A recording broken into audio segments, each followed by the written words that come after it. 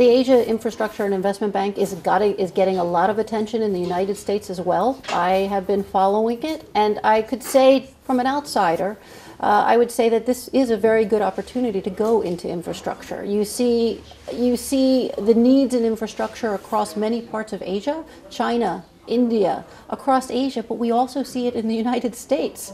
The United States has a passing grade, almost failing grade in terms of our infrastructure capacities. So this I see is a strong need, and I think this is one opportunity to help develop it further. I think that there is a diversity of views in the United States about both of those issues, and I think that that some of the publicity around these issues may have obscured the fact that there is not one single opinion in the United States, but a diversity. And I think my own personal opinion on this is that the Asian Infrastructure Bank it's a very worthwhile initiative.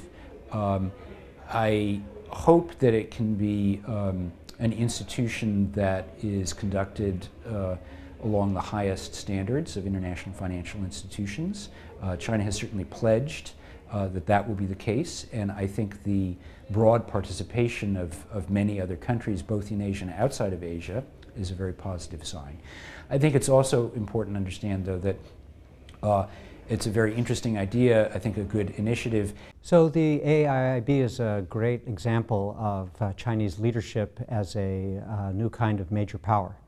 And I think that is very good. I was disappointed that the United States was unable to participate at this time, but I'm hopeful that in the future the US and Japan will be able to join the AIIB.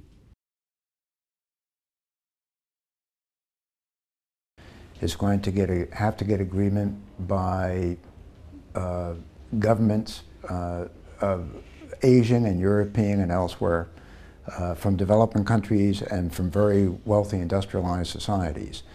I think that we all have a significant interest in China's being successful in that, because it will mean that in the future China is able, not only in Asia but elsewhere, to make substantial contributions to global prosperity. Certainly, the AIIB has been welcomed in many countries, neighboring countries in Asia, in Europe, and in Africa, and etc.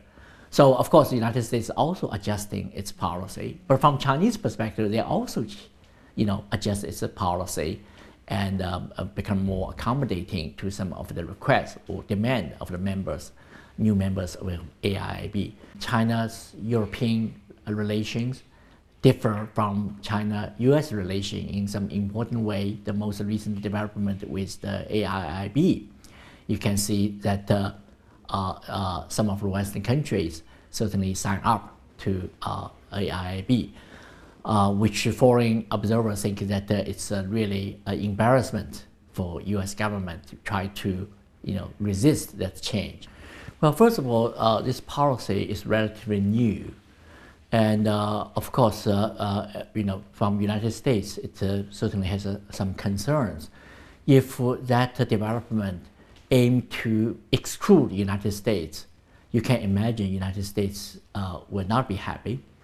But on the other hand, I think most China experts, including those working in the economic front, they believe that AIIB emphasizes on infrastructure development, which is a good thing, which is certainly complement or may have corrected some of the mistakes by Asia Development Bank and World Bank, which are not so effective from some critics' point of view.